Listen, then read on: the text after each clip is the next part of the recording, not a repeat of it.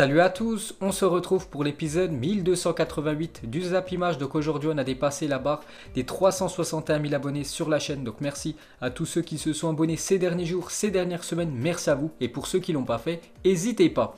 Donc on commence ce Zap Image avec bien évidemment la soirée de Ligue des Champions hier. Et on commence tout d'abord avec l'Olympique de Marseille qui se déplaçait du côté du Portugal, du côté de Porto. Et une nouvelle défaite de Marseille en Ligue des Champions. 3-0, ils se sont inclinés hier du côté du Portugal. Donc j'ai pas vu le match, c'est pour ça que je vais pas pouvoir en parler longtemps. Mais quand tu vois le score, je pense qu'ils ont vécu un calvaire hier, cette équipe de l'OM. Donc le début de saison chaotique de l'Olympique de Marseille en Ligue des Champions. Donc c'est simple, 3 matchs, 3 défaites, 0 but marqué, 7 buts encaissés et 0 pointé au compteur. Actuellement au classement, cette équipe de Marseille, c'est une catastrophe en Ligue des Champions. Même pas un but inscrit. Donc l'OM n'a toujours pas inscrit le moindre but dans cette édition de la Ligue des Champions. Je vais regarder juste avant, il y a juste eux. Donc Marseille qui a disputé 3 matchs, qui n'ont toujours pas marqué un but. Il y a une autre équipe, c'est l'équipe de Istanbul Başakşehir aussi qui a fait 2 matchs, qui n'a toujours pas marqué. Mais ce soir, bien sûr, ils jouent, donc ils peuvent casser cette mauvaise série. Donc Marseille, voilà, offensivement, ils ont beaucoup de mal. Et même défensivement, les gars, hein, parce qu'ils prennent quand même pas mal de buts ces derniers matchs. Donc on continue avec l'Olympique de Marseille hier soir. Donc 7 tirs, dont un penalty et 0 tir cadré. Même le penalty n'a pas été cadré. Donc Dimitri Payet, un peu sans vouloir beaucoup quand même. Il aurait pu marquer son premier but en Ligue des Champions de sa carrière. Il n'a même pas cadré le penalty. Normalement, un péno, tu es obligé au moins de le cadrer. Donc c'est quand même une catastrophe. Cette stat pour l'équipe de Marseille. On continue avec eux. Donc en Ligue des Champions cette saison, c'est 0 but et surtout seulement 4 tirs cadrés. Donc on a fait, enfin Marseille a quand même fait 3 matchs cette saison et seulement 4 tirs cadrés, une moyenne à peu près de 1 tir cadré par match, c'est trop peu, c'est pour ça qu'actuellement, mais ils n'ont toujours pas marqué cette équipe de l'OM. Une autre stat, hein, donc cette fois-ci niveau défense, pour vous dire aussi que c'est compliqué en défense, c'est la première fois de son histoire que l'OM enchaîne 2 matchs de Ligue des Champions en ayant encaissé au moins 3 buts dans la partie. Donc hier contre Porto, la semaine dernière contre Manchester City, donc la défense ça va pas, l'attaque ça va pas. Voilà, c'est pas ouf, hein. Une autre série les gars pour l'Olympique de Marseille, celle-là on en parlait depuis pas mal de temps, elle pendait au nez des joueurs marseillais. Maintenant c'est fait, hein. Donc l'OM égale le record d'Anderlecht du nombre de défaites d'affilée en Ligue des Champions. Les Olympiens sont sur une série de 12 défaites consécutives, ça fait 12 fois d'affilée qu'ils perdent en Ligue des Champions. Donc depuis ce match contre l'Inter Milan jusqu'à ce match hier soir contre l'équipe de Porto, à chaque fois en Ligue des Champions Marseille c'est une défaite. Et surtout lors des derniers matchs on peut voir qu'ils n'arrivent même plus à marquer, alors qu'avant quand même ils mettaient au moins un but, voilà, dans les parties, malgré qu'ils avaient la défaite à la fin du match. C'est vrai qu'il y a des grosses équipes, hein, comme le Bayern Munich, comme le Borussia Dortmund, Naples ou même l'équipe de Arsenal.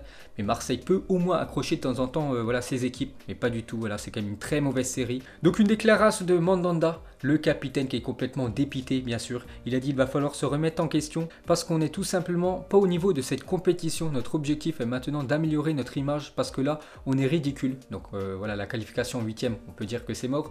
Ce serait bien au moins d'essayer d'accrocher l'Europa League. Ils peuvent toujours aller en Europa League, cette équipe de Marseille, mais il va falloir absolument prendre des points et surtout gagner le prochain match contre l'équipe de Porto. Donc Mandanda dépité. La même chose avec le consultant Eric Dimeco, ancien joueur de Marseille à la grande époque. Donc il a dit, il y a des garçons qui n'ont plus le niveau pour porter ce maillot, c'est l'OM qui est sali. C'est vrai que heureusement, je pense que pour l'équipe de Marseille, il n'y a pas les supporters lors du prochain match de championnat au stade Vélodrome. Je pense qu'il nous aurait été beaucoup critiqué, beaucoup sifflé cette équipe de Marseille avec ce qu'ils produisent actuellement. Je pense que les supporters marseillais doivent en avoir gros sur la patate par rapport aux joueurs. Une déclaration cette fois-ci d'André Villas-Boas, il a dit les gars ont tout donné, mais on a commis cette erreur avec ce penalty manqué, on a été malchanceux, on se ridiculise, j'ai pas de message à adresser aux supporters avec des prestations comme ça, là c'est notre jeu qui doit parler. Donc lui aussi les gars il est complètement dépité, André Villas-Boas avec la prestation de son équipe hier. On va parler cette fois-ci de Dimitri Payet. Voilà, peut-être s'il aurait marqué son but, enfin c'est pas peut-être, c'est sûr, ça aurait changé la donne du match et surtout Marseille aurait enfin inscrit un but cette saison en Ligue des Champions et lui, il aurait cassé cette mauvaise série qu'il a en Ligue des Champions, d'avoir fait quand même plus de 13 matchs, 33 tirs et 0 but pour Dimitri Payet, dont un penalty quand même manqué par l'attaquant marseillais. Donc hier, il a obtenu seulement la note de 2 quand même dans le journal L'équipe. Donc après, je vous ai dit, je n'ai pas regardé le match, mais ça n'a pas dû être un grand Dimitri Payet hier. Bon, on continue les gars avec les autres affiches en Ligue des Champions. On va parler de l'autre match qu'il y avait dans le groupe de l'OM. Manchester City recevait l'Olympiakos, donc pas de détails pour City. 3-0 à domicile, un but de Ferran Torres, Jesus et Cancelo, donc les Citizens sans pression face aux Grecs. Ça pose tranquillement 3-0 et Manchester City tourne à une moyenne de 3 buts par match cette saison en Ligue des Champions. Donc 3-1 contre Porto, 3-0 contre Marseille et 3-0 contre l'Olympiakos. Donc les Citizens dominent aisément ce groupe C. On peut voir le classement de ce groupe C. Donc Manchester City, de toute façon on s'en doutait tous, qu'ils allaient terminer en première position. Donc 9 points pour City, 6 points déjà pour l'équipe de Porto. Et 3 points pour l'Olympiakos et 0 points actuellement pour l'OM. Ensuite, on va parler des autres rencontres qui avaient lieu hier. On commence avec le Bayern Munich qui se déplaçait en Autriche du côté de Salzbourg. Et gros succès du Bayern Munich, 6-2 à l'extérieur. 8 buts inscrits comme dans ce match. Donc un doublé, comme d'habitude, de Robert Lewandowski. Un but de Sané. Lucas Hernandez aussi, le défenseur français, a été buteur. Donc on va parler d'un joueur sous-coté, mais tellement décisif avec l'équipe du Bayern. Donc Joshua Kimmich est décisif sur ses 6 derniers matchs en Ligue des Champions. Donc hier il a fait 2 passes D pour ses collègues bavarois contre cette équipe de Salzbourg. Donc en tout 2 buts et 7 passes D quand même pour Kimmich sur ses 6 derniers matchs de Ligue des Champions. On revient sur Robert Lewandowski cette saison. Donc c'est simple, 10 matchs, 12 buts et 4 passes D pour l'attaquant polonais. Donc 12 buts, toutes compétitions confondues. On compte le championnat plus la Ligue des Champions. Il est encore sur un rythme très élevé. Robert Lewandowski, on continue avec lui, donc avec le doublé qu'il inscrit hier. Donc il a atteint la barre des 70 buts en Ligue des Champions. On peut voir chaque année le nombre de buts qu'il inscrit. Donc par exemple en 2012-2013 il avait inscrit 10 buts. Donc là il était du côté du Borussia Dortmund. Il avait même atteint la finale de la Ligue des Champions, perdu contre le club où il joue actuellement, l'équipe du Bayern. Donc l'année dernière 15 buts pour Robert Lewandowski. Et actuellement il est encore très bien parti, 2 buts actuellement pour le Polonais. Et pour finir avec le Bayern Munich, donc pendant que certains clubs enchaînent les défaites, donc en parlant de Marseille, donc eux c'est l'inverse, côté Bayern Munich. Le Bayern Munich a remporté hier soir son 14e match d'affilée en Ligue des Champions. C'est bien évidemment un record dans l'histoire de la compétition.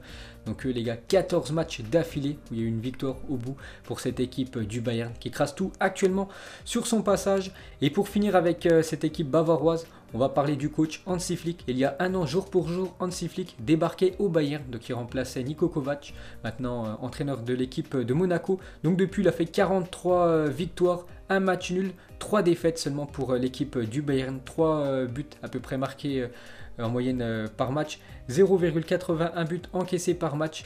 Ensuite, on va parler d'une autre équipe allemande qui a fait un carton hier. C'est l'équipe du Borussia Mönchengladbach en Ukraine du côté du Shakhtar. 6-0 pour l'équipe du Borussia Mönchengladbach à l'extérieur. Donc 6 buts inscrits par l'équipe du Bayern à l'extérieur. 6 buts inscrits par le Borussia Mönchengladbach à l'extérieur. Ça cartonne. Les équipes allemandes, on peut voir tous les buteurs. Et nous, il y a personne qu'on connaît très bien en France, c'est Alassane Plea qui a inscrit un triplé. L'ancien joueur de l'OGC Nice, donc le Borussia Mönchengladbach, est invaincu en Ligue des Champions avec 10 buts inscrits en 3 matchs, exceptionnel. N'oubliez pas leurs 2 premiers matchs contre l'Inter et le Real Madrid. À chaque fois, ils se sont fait égaliser dans le temps additionnel. S'ils auraient été un peu plus costauds jusqu'à la fin de match, ils auraient fait 3 matchs, 3 victoires.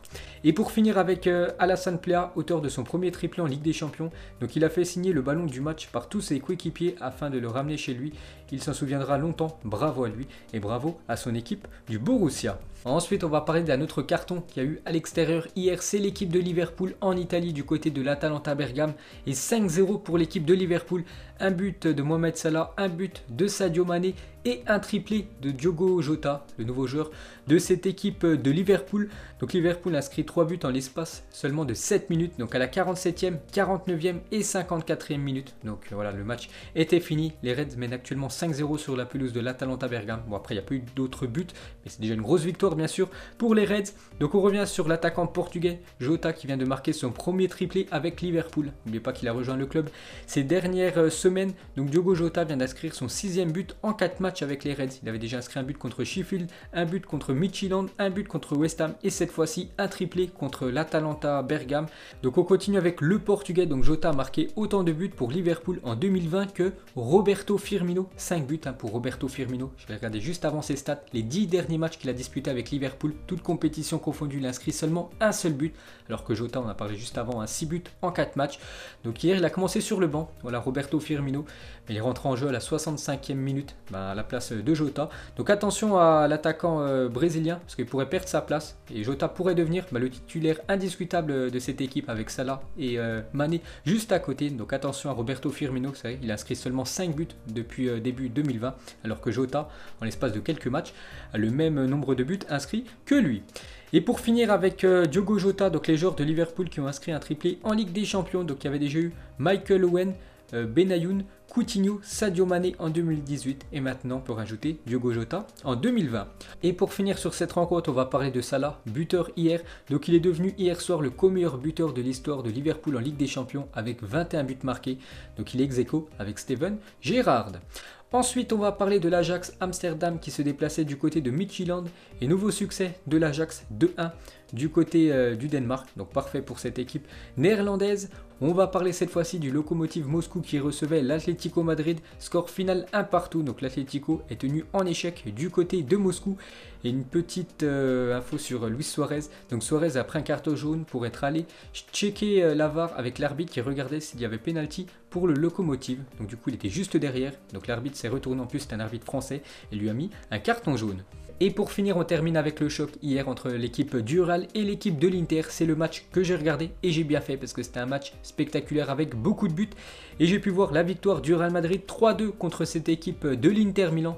Donc un but de Benzema, un but de Sergio Ramos et un but de Rodrigo qui rentre en cours de jeu. C'est lui qui a permis au Real de s'imposer contre un but de Martinez et Perisic. On peut voir la une du journal Marca aujourd'hui en Espagne. Les joueurs de Zidane sauvent une balle de match face à une très bonne équipe de l'Inter Milan avec un but décisif de Rodrigo en fin de match. Il est rentré en cours de jeu, il a été décisif. Vinicius Junior aussi, parce que c'est lui qui lui a fait la passe D. Donc ultra décisif, les deux cracks brésiliens. Une déclaration de Zidane, il a dit: nous avons souffert, mais il faut féliciter les joueurs car ils méritent la victoire. C'est difficile face à des grandes équipes, mais il faut toujours y croire jusqu'au bout. Nous pouvons améliorer des choses, mais il faut mettre en avant la prestation et savourer. Donc beau succès pour les hommes de Zinedine Zidane, parce que c'était quand même l'Inter Milan en face, l'une des meilleures équipes de la planète. Et ils ont pris les 3 points hier, les Merengues.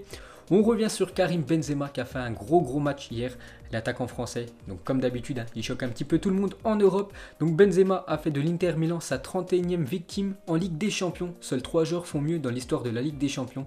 Il est donc assis à la table de Raúl, Cristiano Ronaldo et Lionel Messi. Donc en gros, il a déjà inscrit un but en Ligue des Champions contre 31 équipes différentes en LDC. Il y a juste 3 joueurs qui ont fait mieux que Karim Benzema. On continue avec lui, donc avec son but hier. Donc les meilleurs buteurs du Real Madrid en Coupe d'Europe. Donc actuellement, il est toujours à la 3e position, Karim Benzema. Il revient très fort sur le 2e qui est Raúl. 66 buts pour Raúl, 55 pour Karim Benzema en Coupe d'Europe. Enfin surtout en Ligue des Champions, parce que le Real joue jamais en Europa League. On continue avec Karim Benzema a marqué autant de buts en Ligue des Champions, 67 que tous les joueurs de l'Olympique de Marseille additionnés depuis septembre 1999, tout simplement hallucinant. Donc encore une stat incroyable sur l'attaquant du Real Madrid. On va parler d'un autre buteur, un joueur normalement qui ne devrait pas marquer quasiment tous les matchs, et il le fait, c'est Sergio Ramos, a inscrit hier soir le 100e but de sa carrière avec le Real Madrid. N'oubliez pas que c'est un défenseur, et une fois de plus buteur, de la tête, Sergio Ramos, vraiment son point fort. Donc depuis son arrivée au Real Madrid, Sergio Ramos est le 5e meilleur buteur du club, toute compétition confondue, à la 5e position, avec 100 buts quand même pour Sergio Ramos. On peut voir que Bale, Higuaín, Benzema, Ronaldo font mieux, mais bien sûr, ces 4-là sont des joueurs offensifs. On va parler de Casemiro, hier qui n'a pas fait un gros match quand même, le milieu défensif brésilien, mais il a joué hier soir son 250e match avec le Real Madrid, donc félicitations à lui. Ensuite, pour finir avec cette soirée de Coupe d'Europe, du coup un petit coup d'œil au résultat de la soirée d'hier, donc une soirée de Ligue des Champions avec beaucoup de buts inscrits, parce qu'au total 35 buts ont été inscrits sur les 8 matchs en Ligue des Champions hier, soit une moyenne de 4,38 buts inscrits par match, c'est énorme. On peut voir les classements, donc groupe A, le Bayern Munich très bien parti pour se qualifier, 9 points sur 9 pour le Bayern. L'Atlético actuellement en 2e position, le groupe B, donc un groupe très serré parce que le Borussia Mönchengladbach actuellement en tête avec 5 points. Le Shakhtar toujours en 2e position malgré le 6-0 qu'ils ont pris hier, donc 4 points pour le Shakhtar au même niveau que le Real Madrid, et l'Inter Milan 2 points, donc tout le monde peut encore se qualifier dans ce groupe. Le groupe C, on a déjà parlé, hein, c'est le groupe de Marseille et le groupe D. Donc Liverpool très bien parti pour se qualifier. Ensuite, cette fois-ci, jetez un coup d'œil au programme de la journée car ça reprend dès 18h55 la Ligue des Champions. Donc avec un match Manchester United qui se déplace du côté de Istanbul. On peut voir sinon toutes les autres affiches. Chelsea reçoit l'équipe de Rennes et nous on va parler du Paris Saint-Germain qui se déplace ce soir du côté du RB Leipzig. N'oubliez pas que c'est la dernière demi-finale de la Ligue des Champions, cette affiche. Donc déjà une très mauvaise nouvelle pour le Paris Saint-Germain. Il était sorti sur blessure samedi dernier contre Nantes. Donc c'est officiel. Kylian Mbappé est forfait pour affronter le RB Leipzig ce soir. Donc gros coup dur hein, pour le Paris Saint-Germain parce qu'il y a pas mal de joueurs cadres qui ne seront pas là. Donc on a parlé de Mbappé, Neymar aussi n'est pas là. Icardi, Verratti, Draxler et Juan Bernat. Donc tous ces joueurs, normalement qui auraient pu être titulaires avec le Paris Saint-Germain ce soir, ne seront pas de la partie. Donc du coup, regardez la compo probable pour le Paris Saint-Germain ce soir. Donc Navas au but, Kurzawa, Kimpembe, Danilo une fois de plus en défenseur central ce soir, Florenzi côté droit, Marquinhos en numéro 6, Idrissa Gueye, Herrera juste devant et en attaque ça devrait être Sarabia, Moiskin et Di Maria. Ensuite, cette fois-ci, côté RB Leipzig, donc c'est quasiment la même compo, j'ai l'impression, que lors du match contre le Paris Saint-Germain, lors de la demi-finale de la Ligue des Champions, il y a quelques semaines, on peut voir qu'il y aura quand même 3 Français qui seront titulaires normalement, Mukele ou Pamecano, et l'ancien Parisien Nkunku. Ensuite, cette fois-ci, on va parler du Stade Rennais, qui joue ce soir du côté de Chelsea avec pas mal de joueurs cadres qui sont pas là. Donc Eduardo Camavinga, forfait ce soir. La même chose pour Nyang, Moussa, Rugani, Flavien Tay et Jonas Martin ne seront pas de la partie ce soir lors du déplacement du côté de Londres.